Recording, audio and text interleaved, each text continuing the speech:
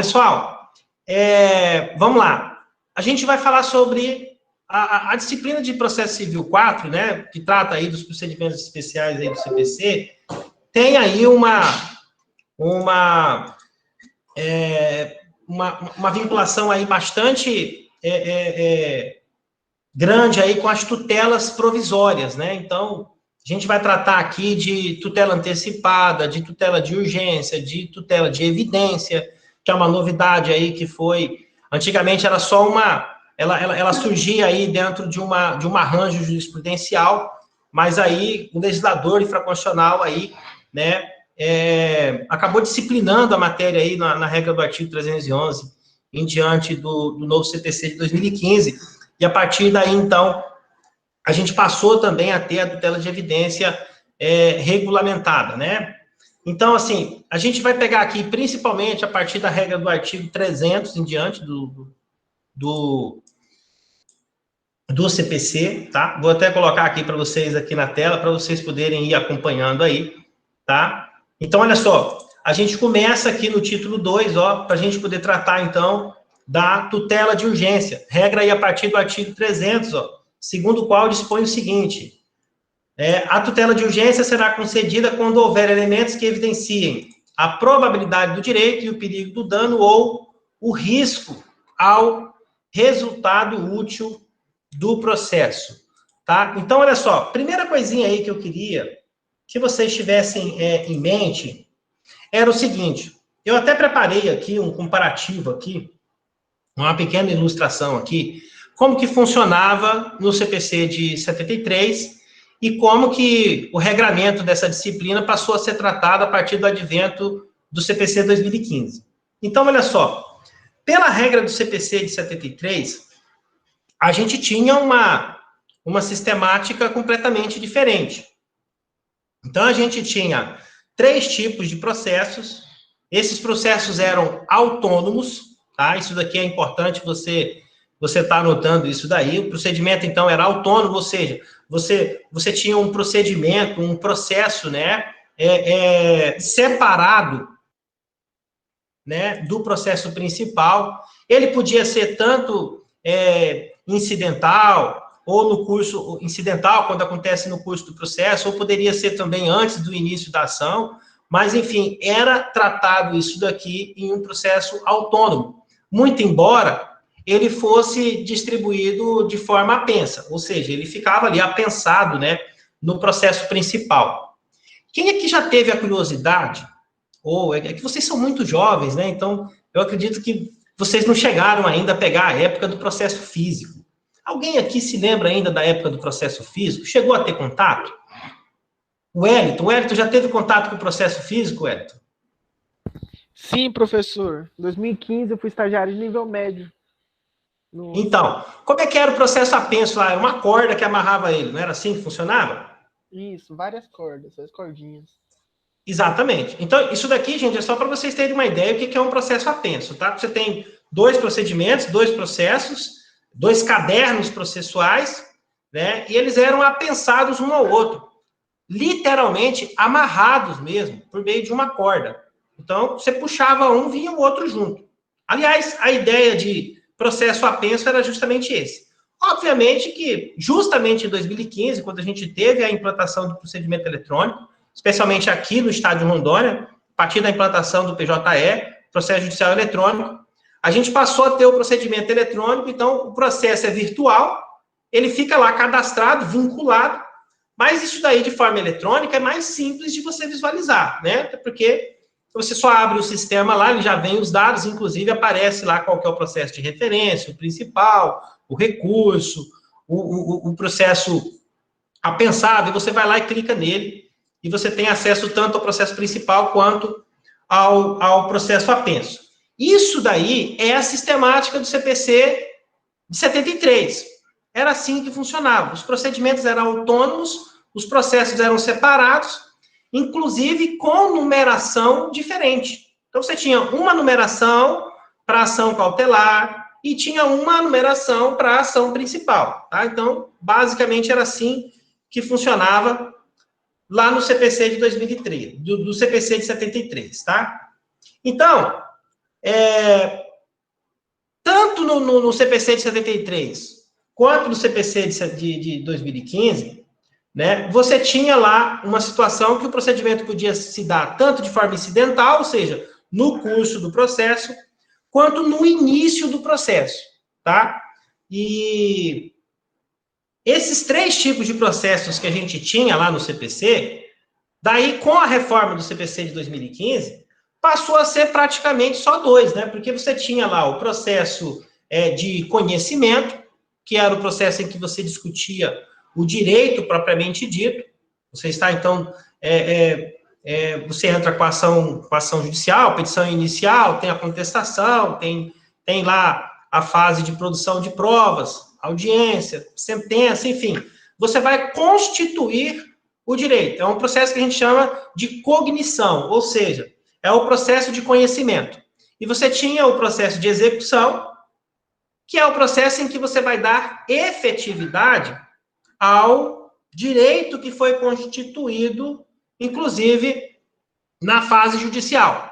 Depois a gente teve até uma evolução ao longo do tempo, dentro da própria regra do CPC de 73, em que o procedimento de execução foi convertido, ele ganhou um novo nome, né? Ele passou a se chamar cumprimento de sentença, tá? Até, inclusive, o processo de execução judicial era em autos apartados. Logo quando eu comecei a advogar, a gente ainda fazia a execução em autos apartados, tá? Daí, alguns juízes ainda aplicavam esse procedimento aí, tá? Depois é que passou a se chamar cumprimento de sentença, né? Já foi uma inovação que o CPC de 73 trouxe, e a gente passou a fazer isso dentro dos mesmos autos do processo. Regra essa que o CPC atual manteve. Então, só recapitulando aí o que a gente falou até agora. Na regra do CPC de 73, a gente tinha 3 tipos de processos. Você tinha o processo de conhecimento e o processo de execução. E, então, o processo cautelar, que, como eu disse para vocês, ele era apenso ao processo de conhecimento ou ao processo de execução. E ele servia, basicamente, para quê? Para poder proteger algum direito.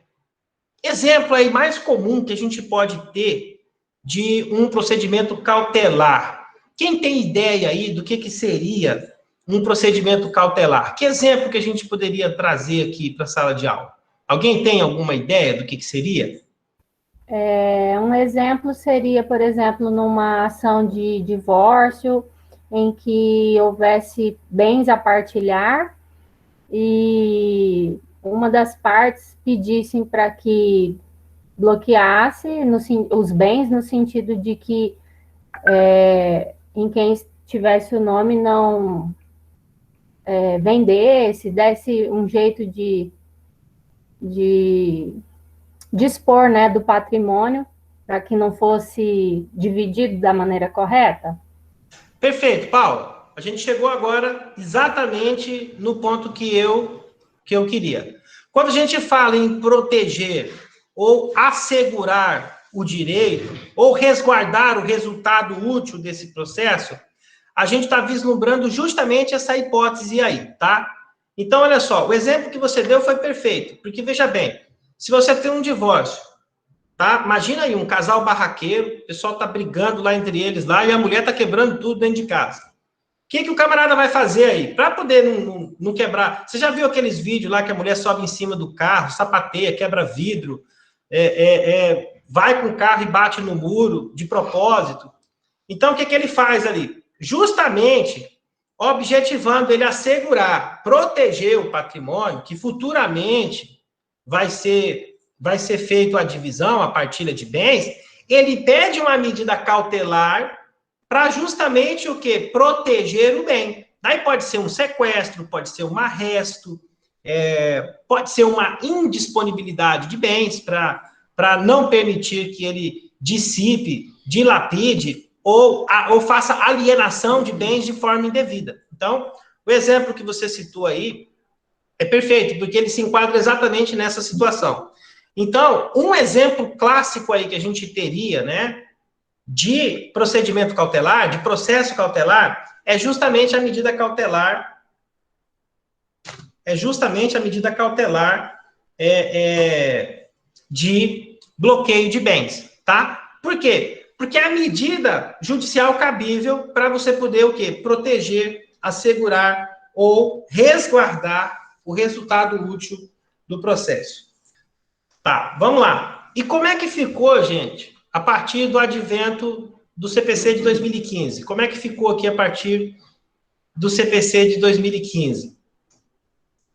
A partir do CPC de 2015, daí a gente tem lá aquela situação lá que eu comentei para vocês, que podia ocorrer tanto na fase de conhecimento quanto no processo de execução, daí o CPC manteve isso daí. Então, você pode, por exemplo, vamos voltar lá para o exemplo anterior.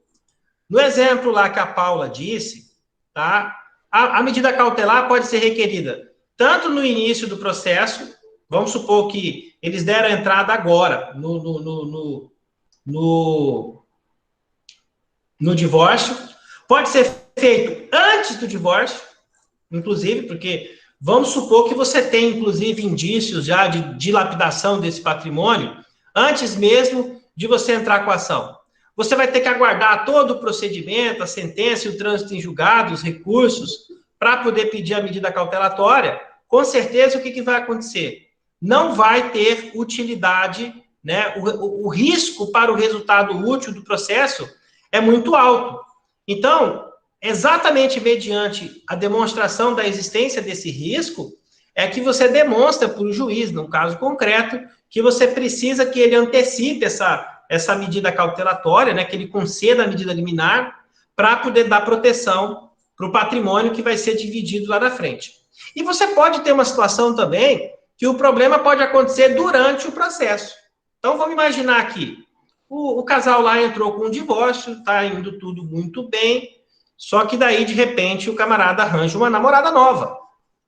Ele arranja uma namorada nova, e daí, obviamente, que a ex vai ficar com muito ciúme, e daí ela vai resolver quebrar o carro dele lá, que ele deixou lá na garagem, lá para poder dividir depois, o som, a TV, enfim. Ela vai começar a praticar atos ali que vão caracterizar aquela situação que a gente está discutindo aqui, a dilapidação, a alienação de bens de forma indevida. Gente, o exemplo é esdrúxulo, mas, apesar de ser singelo, ele vai exatamente no que costuma acontecer aí, tá? É mais ou menos assim mesmo. Esses casos, assim, de divórcio que envolvem esses pedidos aí, esses pedidos cautelares para a proteção de bens, eles são motivados, muitas vezes, por discussões fúteis e por motivos aparentemente sem significado algum, mas que acaba tendo alguma reflexão no processo do divórcio em si, tá? Então, é muito comum você ver esse tipo de pedido dentro desses cenários, tá? Então, olha só, tá aí, o que aconteceu com o advento do CPC de 2015? Lá na época do CPC de 73, a gente tinha uma discussão doutrinária muito grande em cima do que é uma tutela provisória, o que é uma tutela de urgência, em que situação, em que cada uma se caracteriza, qual a diferença e o procedimento que pode ser adotado em cada uma delas. Então, o que o legislador infraconstitucional fez? Ele organizou tudo isso. Então, se você pegar aqui, a partir da regra do artigo 300 aqui, ó, eu vou pegar só para vocês terem uma ideia aqui de como que ficou a organização sistemática disso daqui no CPC. Então, ele começa falando das disposições gerais, lá no artigo 300. Daí, olha só, aqui, no parágrafo 1º, daí ele já fala aqui dos requisitos para concessão da tutela de urgência. Daí, no artigo 301, ele vai falar sobre o procedimento, sobre a tutela de urgência de natureza cautelar. E depois ele vai explicar para você como que funciona cada procedimento. É só a gente continuar seguindo aqui, ó. No capítulo 2, ele já fala do procedimento da tutela antecipada em caráter antecedente, ou seja, antes do início da ação principal. Tá? Daqui a pouquinho a gente vai falar, inclusive, como é que funciona isso daqui na prática, tá? Daí, olha só, lá no capítulo 3, ele fala do procedimento da tutela requerida em caráter antecedente. No capítulo 3, ele vai tratar da tutela de evidência. Então, verifiquem que, a partir do advento aqui do CPC de 2015, o legislador infraconstitucional teve uma preocupação bastante substancial em organizar essa matéria aí de forma didática dentro do CPC 2015. De modo que toda aquela confusão, toda aquela discussão doutrinária que tinha no CPC antigo, o legislador infraconstitucional inovou nisso daqui e organizou tudo isso daqui de forma bastante sistemática, tá? Então, hoje, a gente pode até arriscar dizer que grande parte dessa discussão doutrinária que existia antes, hoje, basicamente, foi resolvida, né, com a redação do novo CPC.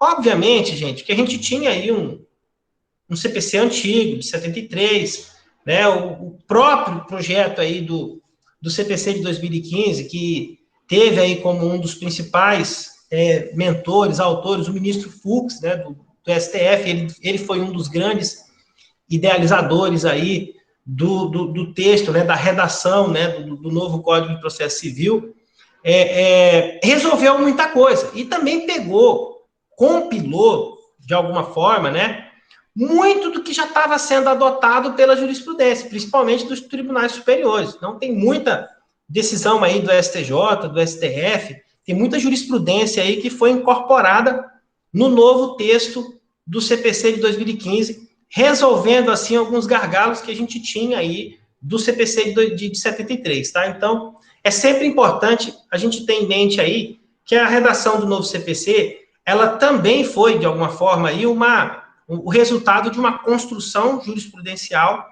desses últimos aí 40 anos que a gente teve aí de decisões judiciais em matéria processual. Então, olha só, dentro disso daí, que a gente acabou de falar, a gente pode afirmar, então, que o novo CPC, ele estabeleceu duas hipóteses de tutela de urgência, tá? Duas hipóteses. Quais são os dois tipos de tutela provisória? Quais são os dois tipos de tutela de urgência que a gente tem? Aliás, quais são os dois tipos de tutela provisória que a gente tem? O primeiro são as tutelas provisórias de urgência, tá? As tutelas provisórias de urgência. E, em segundo lugar, as tutelas provisórias de evidência. Então, olha só recapitulando aí, para poder ficar bem claro, a gente passou a ter, então, duas espécies de tutela provisória. Primeiro, as tutelas de urgência, que pode ser de natureza cautelar ou de natureza de antecipação, e a tutela de evidência, que eu comentei com vocês lá no início da aula, né? Essa daí é sempre de natureza de antecipação, tá? Vamos caminhando aqui para frente aqui, para a gente poder entender aqui em que situação que a gente aplica uma, qual a diferença entre elas e como que funciona isso daí dentro da sistemática do novo CPC. Então, olha só, essa tutela de urgência aí, ela vai estar sempre relacionada com algum perigo. Já a tutela de evidência, ela independe de perigo.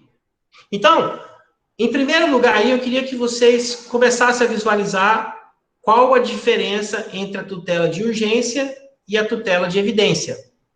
Então, olha só, na tutela de urgência, está sempre vinculado, então, ao risco, ao perigo.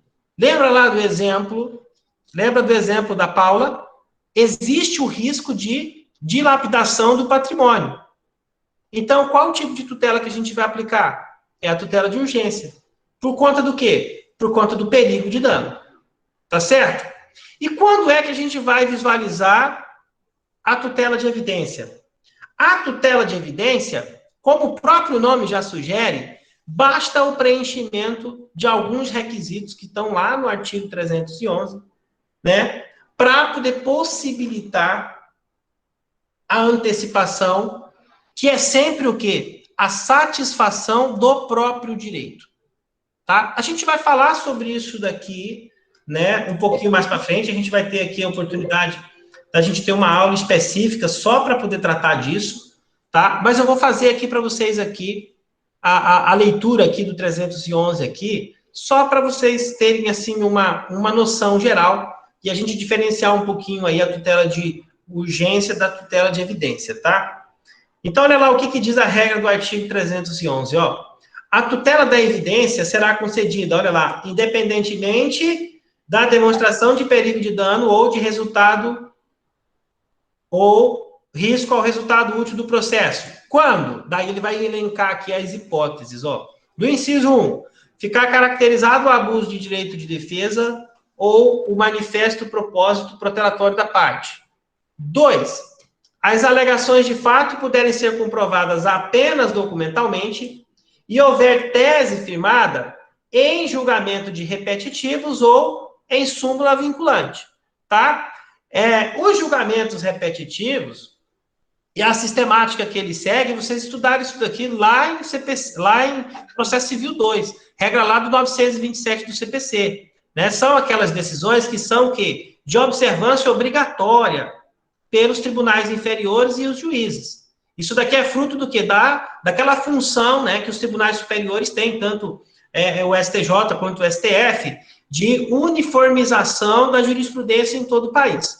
Então, nos casos em que esses recursos, esses processos são afetados pela sistemática do procedimento do repetitivo, lá da regra do 927 do CPC, nesse tipo de situação aqui, se você puder comprovar de imediato, apenas com prova documental, e que o seu direito está amparado por uma decisão em repetitivo ou em súmula vinculante do STF, então você também preenche, né, um dos requisitos aqui para a tutela de evidência.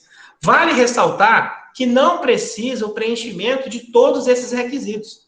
Basta você fazer a demonstração apenas de um deles, tá ok? Então, esses requisitos aqui não são o quê? Cumulativos. Se você demonstrar apenas um dos requisitos, se você demonstrar, então, o preenchimento de apenas um desses requisitos aqui, já é o suficiente, tá? Para você poder obter a tutela de evidência, tá certo? Olha lá a regra do inciso 3 aqui, ó. Se tratar de pedido rei persecutório, fundado em prova documental adequada do contrato de depósito, caso em que será decretada a ordem de entrega do objeto custodiado sob combinação de multa. Aqui já é uma regra específica que vai se aplicar só nas ações de depósito, tá? Essa daqui do inciso 3 aqui.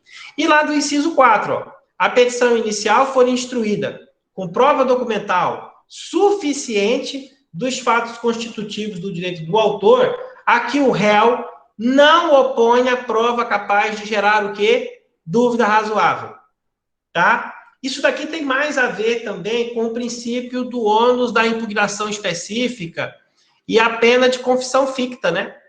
Porque se você impugna o fato, ou se você deixa, né, de impugnar o fato, ou não apresenta prova capaz de gerar uma dúvida razoável, né, capaz de elidir a pretensão autoral, daí o juiz também pode aplicar aqui a tutela de evidência, tá? Daí a importância, né, de você observar lá na hora da tua contestação, né, a questão aí do ônus da impugnação específica e principalmente, porque pela regra do novo CPC, quando você apresenta a contestação, ela já tem que vir acompanhada o quê? Dos documentos que vão embasar a pretensão, a pretensão do réu, não é isso? Até porque, né, só fazendo aí um pequeno paralelo, né, a função, né, da contestação é o quê?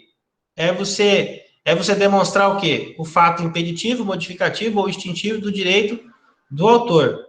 Não é isso daí? A gente vai achar isso daí lá pela regra lá do artigo 373 do CPC, me corrijam aí se eu estiver errado, mas a função, né, do ônus da prova, que aparece ali no CPC ali, a partir desse regramento aí, consiste exatamente disso. O autor na petição inicial, ele emprega os meios para demonstrar o quê? O fato constitutivo do seu direito, e o réu, por sua vez, quando ele apresenta a contestação, a função dele dentro do processo é o quê? Tentar afastar o direito do autor por meio da demonstração o quê? Do fato impeditivo, modificativo ou extintivo do direito do autor. Quando você conjuga isso daí, tá? Quando você conjuga a aplicação desse dispositivo aqui, junto com o 311, o inciso 4, a gente pode chegar à conclusão que se o réu deixar de apresentar a contestação ou não apresentar prova suficiente a demonstrar, a gerar a dúvida razoável do direito do autor, o juiz pode aplicar, então, o que aqui? A tutela de evidência, tá? Então, como o próprio nome sugere aqui, a tutela de evidência, ela depende o quê? Do preenchimento, não de todos, mas de apenas um desses requisitos aqui. E lembrando mais uma vez o quê? Que ela independe, ó. Não precisa, não está atrelado à demonstração, né, do perigo de dano ou do resultado útil ao processo. Diferentemente da tutela de urgência, que a gente já viu aqui na regra do artigo 300, ó, que ela será concedida quando houver elementos que evidenciam a probabilidade do direito, tá? E, olha aqui já é cumulativo, tá? Então, no caso aqui do dispositivo do 300 aqui do CPC, que trata, né, da tutela de urgência, aqui nós estamos nos referindo aqui ao preenchimento de dois requisitos cumulativos. Então, eu preciso tanto da probabilidade do direito, mais a demonstração do perigo de dano ou o resultado, o risco ao resultado útil do processo. Então, aqui, você tem que demonstrar um mais o outro. Lá na tutela de evidência, basta você demonstrar o preenchimento de um daqueles requisitos legais para você, então, conseguir, né, para você, então, obter o direito de satisfação da antecipação, melhor dizendo, né, para você poder obter a antecipação da satisfação do próprio direito, tá? Então, a consequência de um também tem diferença. Enquanto um visa a proteção do processo ou do bem jurídico tutelado, o outro antecipa os efeitos da futura decisão do processo. Então, olha só que interessante aí também, tá? A tutela de evidência, ela sempre vai antecipar os efeitos da futura decisão que vai ser obtida com o trânsito em julgado da ação principal. Pessoal, eu estou sendo claro aí? Vocês estão conseguindo acompanhar direitinho aí? Estão conseguindo acompanhar aí, Levi? Ok, professor. Tranquilo. Então tá, olha só. Exemplo aí. Na ação da cobrança de dívida, onde o executado dilapida o seu patrimônio para ser esquivado do pagamento. É bem parecido aí com o exemplo que a Paula deu. A diferença é que aqui a gente está tratando de uma ação de cobrança. Nesse caso, ó, o direito do autor da cobrança encontra-se em perigo, obviamente. Vamos supor, por exemplo, que eu entro com uma ação contra o Levi. O Levi tem uma loja. O Levi tem lá uma loja de móveis. E daí, eu entro com a ação de cobrança contra o Levi. Dá um belo dia, eu passo lá na frente, eu vejo o Levi combinando com o caminhão para poder pegar todo o estoque dele, né, e levar para outra cidade. O que é isso daí, gente? Ele combina lá com o caminhoneiro lá para ir lá buscar. Nós estamos na segunda-feira, ele combina na sexta-feira para o cara poder ir lá buscar todo o estoque que ele tem lá. Isso é dilapidação de patrimônio. Ele está esvaziando o estoque dele para poder não honrar com o compromisso, para se esquivar do pagamento da ação de cobrança, porque ele sabe que ele pode sofrer uma penhora. Então, o que ele quer fazer? Ele quer se livrar do estoque que ele tem, quer vender a qualquer preço, dilapidar o patrimônio dele. Enfim, ele quer se livrar da obrigação de pagar. Então, diante de uma situação dessa daí, cabe a tutela provisória de urgência requerendo o quê? O bloqueio dos bens. Daí pode ser em forma de indisponibilidade, de penhora ou de arresto, tá? Aí vai depender, dentro do caso concreto, qual que é a medida mais eficaz. A própria regra aqui né, do artigo 301 aqui, já trata disso. Olha lá, a tutela de urgência de natureza cautelar pode ser efetivada mediante sequestro, arresto, arrolamento de bens, registro de protesto contra alienação de bem e qualquer outra medida, daqui sim, por isso se diz que o caput aqui do 301 aqui é um rol exemplificativo, tá? Por que exemplificativo? Porque a gente vai conjugar isso daqui, ó. Olha lá o que diz aqui, ó. Qualquer outra medida idônea para assegurar o direito. Então, isso daqui deixa o quê? Um leque de possibilidades, tá certo? Inclusive, você pode conjugar aqui a regra do 301 com o próprio 297. Olha o que diz aqui o 297, ó. O juiz poderá determinar as medidas que considerar adequadas para quê? Para a efetivação da tutela provisória. Tá vendo aqui? E se a gente voltar um pouquinho aqui, vamos pegar aqui o 139 aqui, o parágrafo 4º. Olha aqui o que diz aqui o 139 aqui, o parágrafo 4º, ó. Deixa eu ver se eu consigo achar aqui rapidamente aqui para vocês. Então, olha aqui o 139, parágrafo 4º, ó. O 139, o caput, ó. O juiz dirigirá o processo conforme as disposições do Código, incumbindo-lhe. Daí, olha só aqui o inciso 4, ó. Determinar todas as medidas indutivas, coercitivas, mandamentais ou subrogatórias necessárias para assegurar o quê? Cumprimento de ordem judicial. Cumprimento de ordem judicial aqui, gente, pode ser qualquer decisão judicial. Pode ser decisão provisória, inclusive. Tá bom? Então, você pode aplicar aqui também a regra do 139 aqui, o inciso 4, ó, lá para as decisões das tutelas antecipadas e das tutelas cautelares também. Tá certo? Olha só, inclusive nas ações que tenham o quê? Por objeto o quê? Prestação pecuniária. Ou seja, isso daqui também pode ser aplicado o quê? Também o quê? Na fase do cumprimento de sentença, no procedimento de execução, tá? Tanto de obrigação de fazer quanto de obrigação de pagar.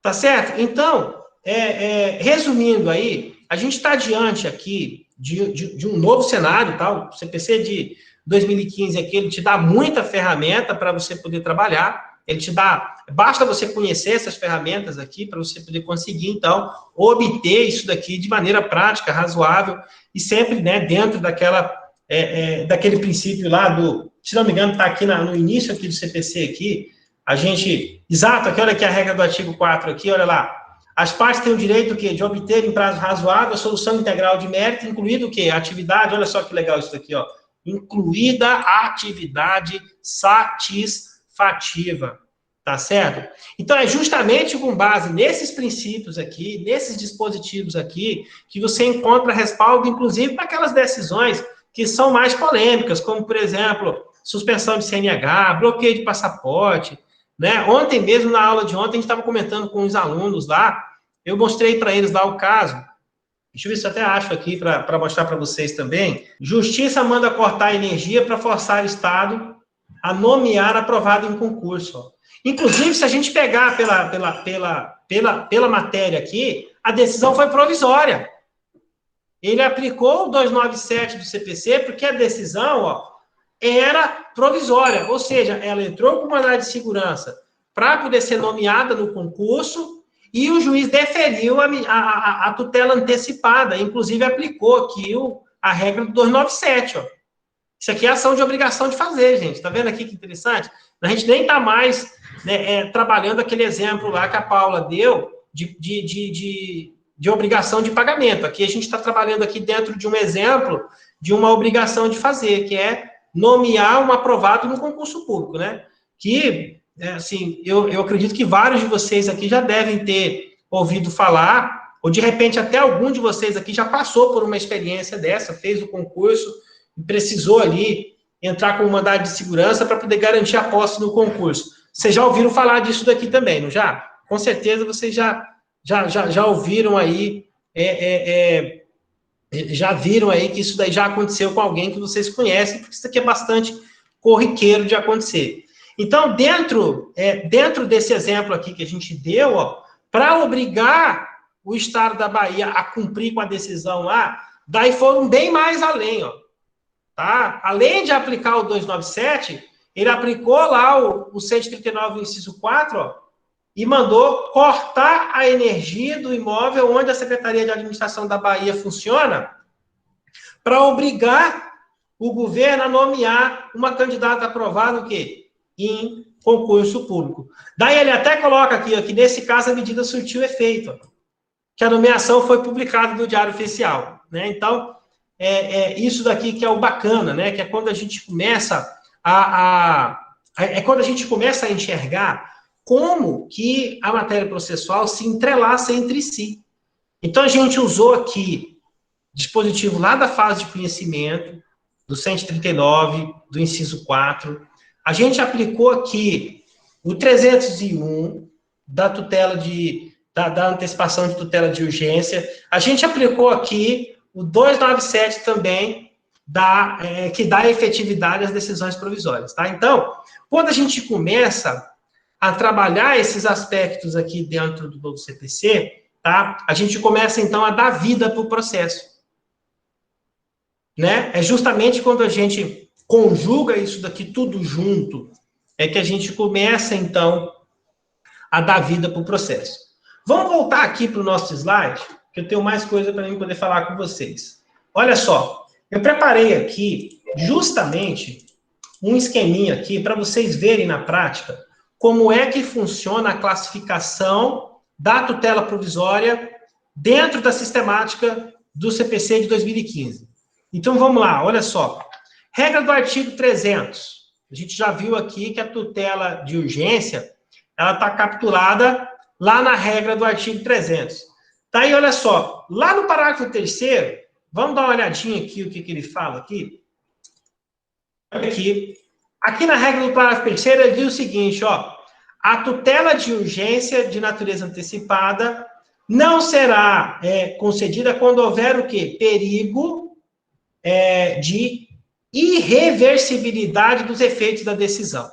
Antes de eu falar um pouquinho aqui sobre a questão do perigo da irreversibilidade, daí eu quero falar com vocês aqui do parágrafo 1º e o parágrafo 2º, que trata de alguns requisitos para concessão da tutela de urgência.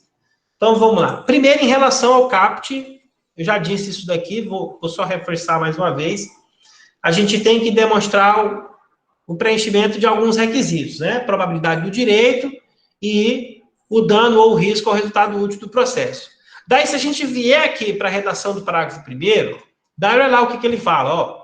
Para a concessão da tutela de urgência, o juiz pode, conforme o caso, exigir caução real ou fidejussória idônea para ressarcir os danos de que a outra parte possa vir a sofrer, podendo a caução ser dispensada se a parte economicamente hipossuficiente não puder oferecê-la. Então, vamos lá. O que significa isso daqui? Primeiro, nós vamos dividir o dispositivo aqui em duas partes. Vamos entender aqui a primeira parte dele. Quando a gente fala aqui de exigir caução, a gente está falando aqui de você prestar uma garantia ao juízo para o caso que, de no futuro, nós estamos falando aqui de uma decisão provisória. Se é uma decisão provisória, ela pode, inclusive, o que ser modificada. Seja em caráter antecedente ou em caráter incidental, ou seja, antes do início do processo ou no curso do processo, se a decisão é provisória, né, ela pode vir a sofrer o quê? Uma modificação. Inclusive, o autor da ação, o autor da medida, melhor dizendo, né, ele pode, inclusive, o quê? Sofrer um revés e perder o processo. Tá? Então, é justamente em razão disso que o legislador infraconstitucional previu aqui, dentro da hipótese do parágrafo 1º, isso daqui é discricionário, tá? O juiz pode, então ele não é obrigado, é uma faculdade. Então, nesse caso aqui, o juiz vai analisar, dentro do caso concreto, se há ou não a necessidade de a parte que requereu a medida prestar a caução. Justamente para poder o quê? Ressarcir os danos que a outra parte possa vir a sofrer. Então, olha só, em decorrência justamente da possibilidade de haver uma inversão dessa decisão, é que o legislador previu a hipótese aqui, então, de dentro do caso concreto, o juiz, então, exigir a prestação da caução como forma, então, de compensar um eventual prejuízo que a outra parte possa sofrer, tá certo? E daí, olha só, a segunda parte aqui do dispositivo aqui diz o quê? Que essa caução pode ser dispensada quando a parte for o quê? Hipossuficiente e não puder oferecê-la, tá? Então, isso daqui está diretamente ligado àquelas situações em que a pessoa que está litigando, ela não tem condições de prestar essa caução. Ela é considerada hipossuficiente economicamente falando, tá? Então, nesse tipo de situação aqui, o juiz pode também dispensar a parte. Daí, olha só, a regrinha aqui do parágrafo 2º, essa daqui é bem mais simples, né? A tutela de urgência pode ser concedida liminarmente. Essa daqui é a hipótese inaltera partes, ou seja, sem ouvir a parte contrária, o juiz decide de plano, ou após a justificação prévia, tá? Então, o juiz aqui ainda tem uma outra possibilidade. Ele está em dúvida, ele pode, então, intimar a parte, né, autora do pedido, para poder fazer a justificação prévia. Olha, esclarece esse ponto aqui para mim, tá? Isso daqui não ficou claro. Me mostra isso daqui, olha, eu estou em dúvida nisso, tá? Estou só, obviamente, exemplificando, né? Então, se o juiz tiver dúvida aqui em conceder, ele também pode, né, requerer a parte autora do pedido para apresentar o quê? Uma justificativa prévia, tá certo? Essa justificação prévia aqui, eu entendo que ela ainda segue a mesma sistemática do CPC de 73, tá? Isso daqui pode ser, inclusive, mediante uma audiência com essa finalidade. Tá? O CPC de 73 trazia isso daqui de maneira expressa. E daí eu entendo que o legislador infraconstitucional aqui inovou nesse sentido aqui para poder deixar a cargo do juiz ele indicar qual o meio, qual o ato processual é adequado para a justificação prévia. Pode ser intimação, pode ser apresentação de documentos, pode ser informações complementares e, obviamente, pode ser também o quê? A designação de uma audiência com a finalidade específica da justificação prévia para concessão da tutela de urgência em caráter antecedente ou em caráter incidente, tá? Então, isso daqui fica... Eu quero deixar isso aqui bem claro, isso daqui fica a cargo do juiz. E a jurisprudência vem, inclusive, tá, sedimentando nesse sentido, que é uma faculdade do juiz e que essa decisão é discricionária.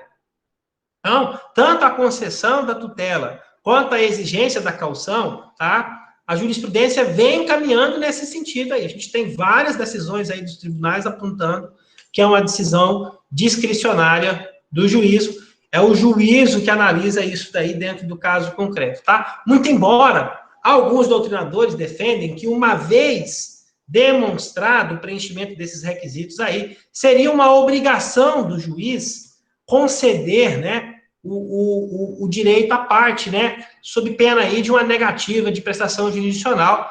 Inclusive, essa tese aí, a gente acaba defendendo ela muito, né, na prática, a gente acaba, obviamente, quando a gente está ali defendendo os interesses da parte que tem interesse, né, na tutela provisória, obviamente que a gente acaba defendendo, né, mas essa linha aí de raciocínio aí de que os juízes são obrigados a conceder a tutela de urgência quando preenchidos os requisitos legais, tá? Mas, voltando a repetir aqui, não é o que a jurisprudência está caminhando, não é nesse sentido que os tribunais estão decidindo, tá? Está sendo aí homenageado aí a discricionariedade do juiz, né, dentro da análise de cada caso concreto, tá? E daí, agora sim, né, especificamente aí sobre o parágrafo 3º, aí até fiz um adendo aqui para a gente poder falar do perigo de irreversibilidade. Olha só o que diz aqui a regra do parágrafo 3º. Ele diz o seguinte, que você não deve, o juiz não deve, ó, a palavrinha aqui, ó, não será concedida a tutela de urgência de natureza antecipada. Não a de natureza cautelar. Isso aqui também é importante, ó. Qual é a diferença da natureza cautelar para a natureza antecipada? A natureza antecipada, ela antecipa os efeitos da futura decisão, da futura sentença. Enquanto que a tutela de urgência de natureza cautelar, ela apenas assegura, protege o direito. Então, olha só, a finalidade de uma reside no próprio fim do processo. Exemplo, se eu entro com uma ação para excluir o nome do Serasa ou do protesto, qual que é o objetivo que eu quero? A exclusão do cadastro do protesto, não é isso? Se eu peço uma tutela de urgência, que tipo de tutela que é essa? De natureza antecipada. Por quê? Porque eu não estou objetivando resguardar o resultado útil do processo ou proteger o bem jurídico tutelado. Aqui eu estou objetivando que a própria antecipação dos efeitos da futura sentença. Ou seja, eu quero que o juiz me dê o direito no início do processo. Eu quero que o juiz me dê o direito de imediato, antes do trânsito em julgado da futura sentença. Então, é isso que diferencia a natureza antecipada da natureza cautelar. Tá certo? Então, olha só. E pela regra aqui do parágrafo 3º, ela não será concedida quando houver perigo de irreversibilidade dos efeitos da decisão. Ou seja, sempre que o juiz avaliar, dentro da situação do caso concreto, que não pode, não há possibilidade de reverter a decisão, há uma recomendação expressa do parágrafo 3º do artigo 300 do CPC para que a natureza antecipada não seja concedida. Dentro lá do caso que a gente citou, se eu estou pedindo a exclusão do protesto, tá? O juiz concede a tutela. Lá na frente, eu perdi a ação. O que acontece? O juiz julgou improcedente. Ele revoga a tutela e determina a inscrição novamente.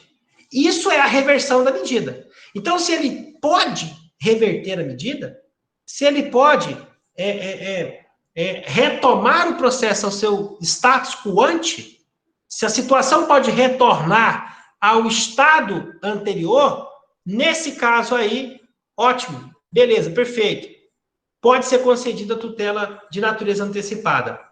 Se eu não posso reverter a situação, se não é possível retornar ao status quo ante, se não é possível o processo retornar para o seu estado anterior, nesse caso aí, aplica a regra do parágrafo 3º do artigo 300 do CPC para não conceder a tutela de urgência de natureza antecipada. Ficou claro aí, pessoal? Professor, diga. O senhor pode dar um exemplo nesse último sentido, em que não há reversibilidade da decisão? Daí, olha só, vai depender muito da interpretação, né? Vai depender muito da interpretação do juiz, tá? Os casos mais comuns que a gente tem, normalmente não configura essa hipótese, tá? Mas vamos analisar aqui, por exemplo, vamos supor que a gente está diante de uma situação, por exemplo, vamos colocar aqui, por exemplo, uma adoção, por exemplo. Uma vez adotada, o procedimento é o quê? É irretratável. Então, diante, por exemplo, de uma situação que seja irretratável, que é de efeitos permanentes, né? Tá aí, por exemplo, não seria possível, entendeu? Então, a gente teria aí, por exemplo, aí adoção. Que mais aí que a gente pode trazer como exemplo aí? Olha o caso lá, por exemplo, da menina lá de 10 anos, né? Que recentemente sofreu um abuso sexual e precisou entrar judicialmente para poder fazer o aborto, tá? Obviamente que ali existe ali uma situação clara, né, de um direito que já é tutelado pela legislação, basta você demonstrar o preenchimento daqueles requisitos lá, a gente poderia até falar que ali, naquele caso concreto ali, a gente estaria diante aqui de uma tutela de evidência, não é isso? Porque você já tem aqui, para mim, pelo menos do meu ponto de vista, você já tem aqui o preenchimento aqui do inciso 4 aqui já demonstrado, né? Você tem a petição inicial com a documentação que comprova o abuso, você tem a permissão legal e também não se tem nem, né, aqui nesse caso concreto aqui, a participação aqui não existe aqui um réu dentro desse processo, né? É um procedimento aqui que a pessoa entra em face do Estado para requerer apenas uma autorização. Como o próprio Estado já tutela, né, o direito da pessoa, obviamente que a única consequência que a gente pode ter aqui, o único desfecho seria a autorização legal. Então, talvez não encaixaria aí dentro do exemplo, porque aqui seria uma situação de tutela de evidência, né, e não de tutela de tutela provisória de natureza antecipada, tá? Olha só, por exemplo, ó, aqui ficou bem legal esse artigo aqui do âmbito jurídico, ó. Evidente que quando se fala em reversibilidade, não se pode pensar em apenas duas situações, de modo que a medida seja reversível ou irreversível. É possível que a reversibilidade seja de difícil realização ou demande tempo, dinheiro e muita atividade processual. Aí ele coloca aqui, por exemplo, ó, a nítida aí ele fala aqui, por exemplo, de exemplos em que você pode ter situações que sejam reversíveis, ó. Lembra lá que eu falei com vocês? A sustação do protesto, né? Que mais aí que ele coloca aqui, ó? A suspensão da realização de algum ato processual, como, por exemplo, o embargo de terceiro, mandado de segurança, medidas cautelares, igualmente pode ser o quê? Reversível sem grande dificuldade. Daí, olha só, aí ele traz aqui alguns exemplos aqui de medidas que podem ser consideradas, ó, irreversíveis, ó. Aí ele coloca aqui, por exemplo, a ação de despejo. Tem como você reparar um despejo? Tem como você reparar o despejo? Vamos pegar aqui, por exemplo, fato que aconteceu essa semana lá em São Paulo. Quer ver? Vocês lembram disso daqui? Isso aqui saiu na imprensa essa semana, essa reintegração de posse aqui lá em Diadema, que terminou em confronto entre os moradores e a PM. Isso daqui são moradores que moravam aqui debaixo dessa área aqui do viaduto, ó. E daí a concessionária, né, entrou com a ação de reintegração de posse. O juiz de primeiro grau não deu a liminar, não deu. Daí eles recorreram para o TJ e conseguiram, no segundo grau, uma ação, uma decisão liminar que autorizou fazer a reintegração.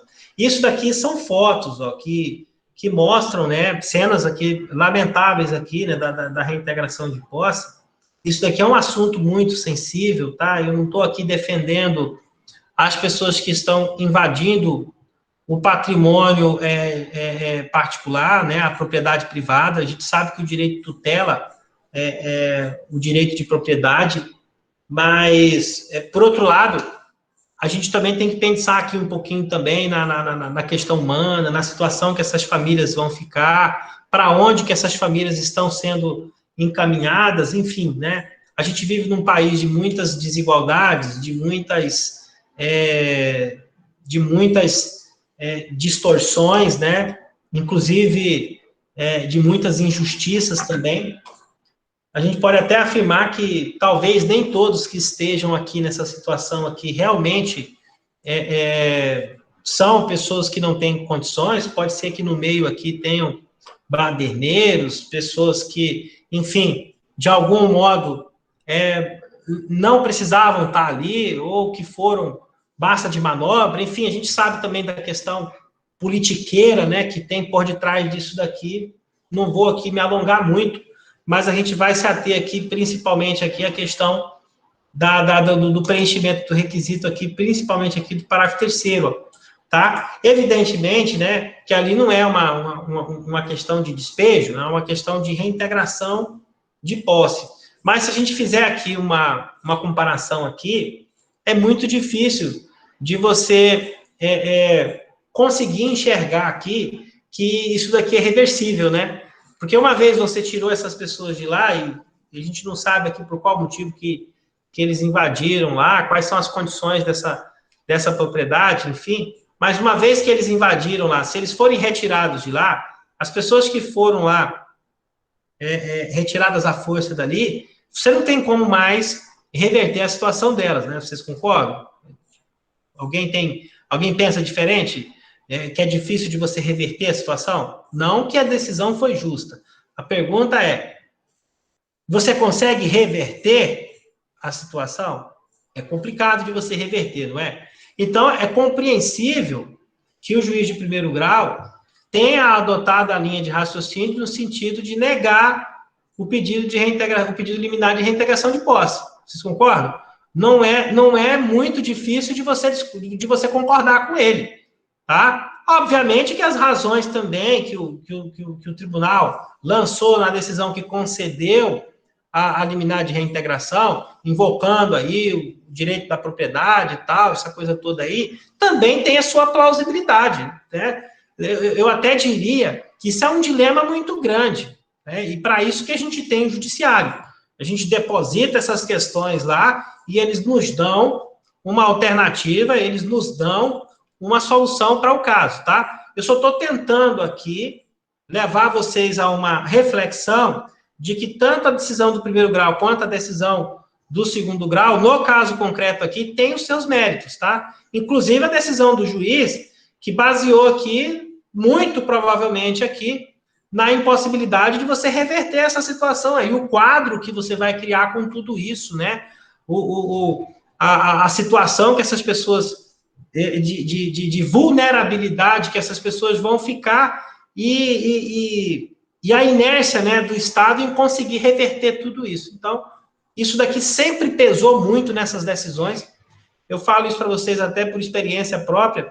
Lembra lá no início da aula, eu disse para vocês que eu fui militar e na região que eu trabalhei como policial militar e no período que eu trabalhei, foram feitas muitas reintegrações de posse em áreas rurais.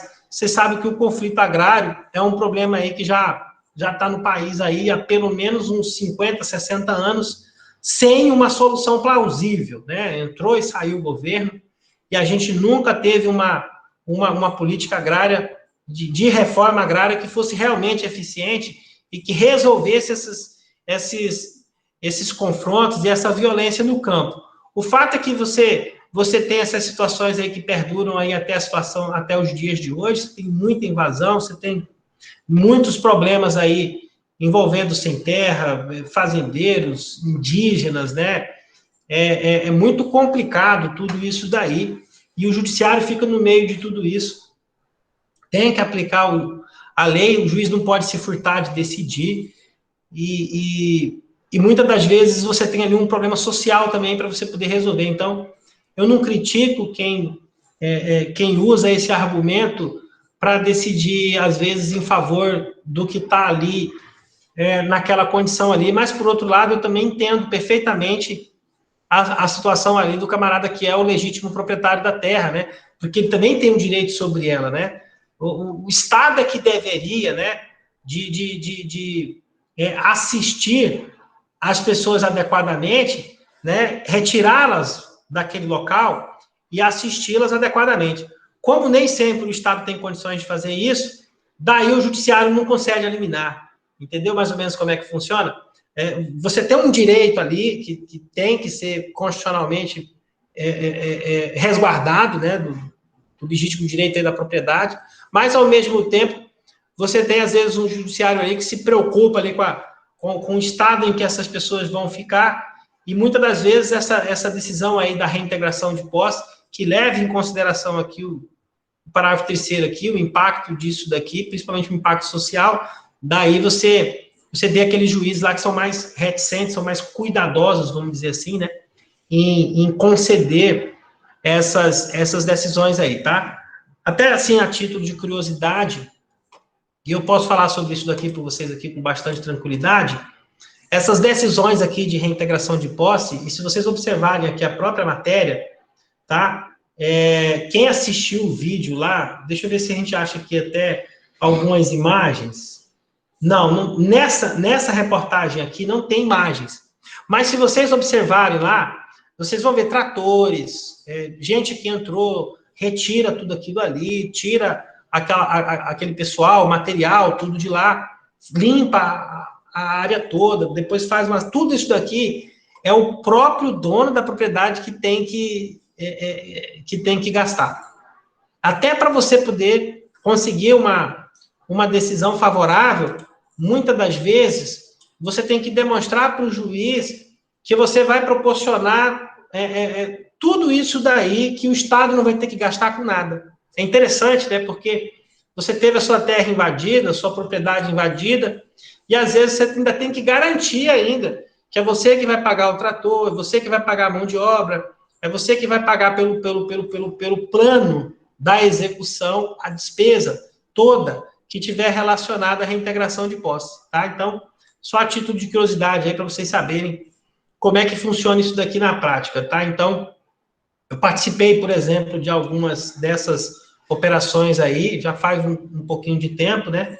Mas pelo menos em todas que eu participei, na área rural principalmente, foi o próprio dono da propriedade que teve que bancar tudo. Até diária dos policiais que estavam lá na operação, ele se prontificou em pagar, porque na época o Estado disse que não tinha condições de pagar as diárias para os policiais irem para lá para poder participar da operação, tá? Então, isso daí é uma engenharia financeira, é uma engenharia social, é bastante complexo.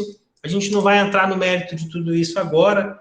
Cada um tem até a sua própria opinião formada. Eu até quero deixar claro aqui que eu não estou defendendo sem terra, não estou defendendo sem teto, não estou defendendo nada disso. Muito pelo contrário. Eu só estou tentando levar vocês aqui para uma reflexão do que você faz quando você tira quando se tira essas pessoas de lá e por que em alguns casos o juiz deixa de aplicar a regra. E se não é exatamente em razão disso. É justamente em razão disso que ele deixa de aplicar a regra. A regra é clara, a Constituição é clara, o direito de propriedade é cristalino, mas você tem uma questão social ali maior, um perigo muito grande ali de você não reverter a situação depois, e aí os juízes acabam mais cautelosos na hora de aplicar a regra, tá? É basicamente isso daí. E por isso que a gente tem aí algumas questões aí que se arrastam aí pelos tribunais aí por muito tempo. Voltando aqui para a nossa aula aqui, daí a gente estava falando aqui da tutela de urgência, que pode ser o quê? Antecipada ou cautelar. Daí agora, a gente sai lá da regra do 300 e a gente vai aqui para a regra... Vamos aqui para a regra do 301. Deixa eu ver só se eu localizo aqui. Só um instante, deixa eu só abrir de novo aqui.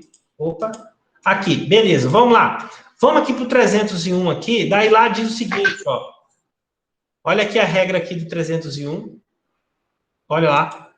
A tutela de urgência cautelar poderá ser efetivada mediante arresto, sequestro, arrolamento de bens, registro de protesto contra alienação de bem e qualquer outra medida idônea para assegurar o direito. A gente até já fez a leitura desse dispositivo aqui na aula de hoje. Eu quero só que vocês fixem aí que a tutela antecipada, você está antecipando os efeitos da própria futura sentença. Tá? Então, ela é uma tutela que alguns doutrinadores chamam ela de natureza satisfativa. Por quê? Porque ela satisfaz o próprio direito da parte. Tá certo? Tá? E aqui na tutela cautelar, daí a gente tem uma outra situação. É para assegurar o direito, para proteger o bem jurídico, para assegurar o resultado útil do processo lá na frente. Então, vejam aqui que é uma situação aqui que invoca uma espécie de proteção do bem jurídico tutelado. Tá certo?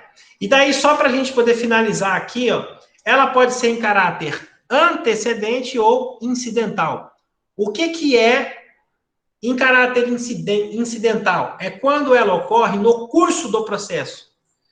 Então, eu ingresso com a ação e no curso da ação, daí eu apresento o pedido de tutela provisória, seja de natureza antecipada ou cautelar, até porque, nesse caso aqui específico, né, ela sempre, né, vai acontecer de maneira, ela pode acontecer, né, tanto de maneira antecedente, ou seja, antes, né, o nome já fala, antes do início do processo ou incidental no curso do processo, podendo a tutela de urgência ser classificada de duas espécies, então, antecipada ou cautelar. E daí, a tutela de evidência é sempre de natureza antecipada, porque eu comentei com vocês aqui, lá da regra do artigo 311, ela satisfaz o próprio direito da parte, ela tem natureza satisfativa, né? Portanto, ela antecipa os efeitos da futura sentença, né? Que é prolatada no processo. E por esse motivo, então, a tutela de evidência, ela não comporta natureza cautelar, tá? Eu vou deixar bem claro isso aí para vocês, ó. A tutela de evidência não comporta natureza cautelar. Outra peculiaridade aí da tutela de evidência, ela é sempre incidental. Não existe a tutela de evidência em caráter antecedente. Portanto, não há hipótese em que você pede a tutela de evidência antes do início do processo. Você pode até formular ela na petição inicial, mas vejam que ela já é parte integrante do processo principal, portanto, ela é o quê? Incidental.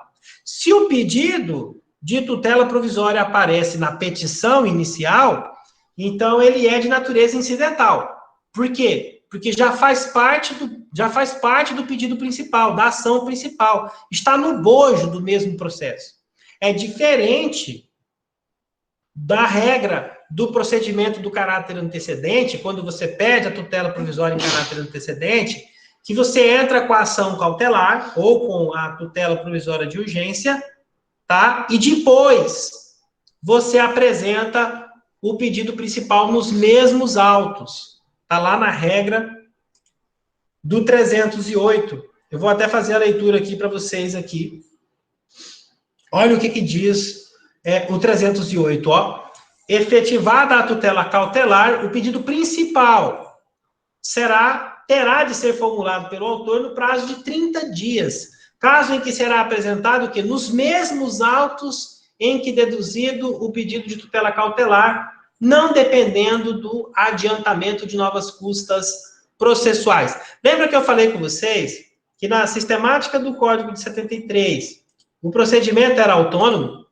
Eram duas ações distintas, você tinha o procedimento da ação cautelar e você tinha o processo principal. Eles eram apensos, até falei para vocês que era amarrado, né, literalmente, por uma corda, mas eles eram em processos separados, inclusive com numeração separada. Com o advento do CPC de 2015, não tem mais isso. Então, você entra com a ação cautelar, pedido cautelar, tá? Daí o juiz concede, existe ali uma decisão de concessão ou não. Após a decisão que concede a tutela, ou não concede a tutela, né, independentemente de ter sido concedido ou não, daí o autor tem um prazo o quê? De 30 dias para apresentar a petição inicial. Olha aí que interessante. Primeiro, ele apresenta o pedido de tutela provisória. Depois de efetivada a tutela, ou depois da decisão que rejeita o pedido de tutela provisória, daí ele tem um prazo, então, de 30 dias para formular o pedido principal. E ele vai deduzir ele, ó, nos mesmos autos em que foi feito o pedido de tutela cautelar. Portanto, não é mais ação autônoma. O regramento do CPC de 2015 traz aqui de forma expressa, tá? Não existe, foi abolido. O CPC de 2015 acabou com o processo autônomo cautelar. Você entra com o processo de forma antecedente e depois de efetivada a tutela no prazo de 30 dias, você então deduz o pedido principal nos mesmos autos, ou então você também pode formular o pedido de forma incidental, tá? Então, essa daí que é a grande, né, diferença do CPC de 2015 em relação ao CPC de 73. E daí, olha só, falamos aqui, então, a gente falou aqui, então, do esquema, né, como é que funciona aqui a classificação da tutela provisória, só recapitulando, ó, duas espécies de urgência e evidência, sendo que a tutela de urgência, ela pode ser de natureza antecipada ou de natureza cautelar, antecedente ou incidental. E a tutela de evidência, ela é sempre antecipada e incidental, tá? Então, olha só, se na tutela de urgência o pedido foi para proteger o direito, daí a gente tem o quê? A tutela de urgência cautelar. Esse daqui é, resumindo aqui, a diferença entre um e outro, né?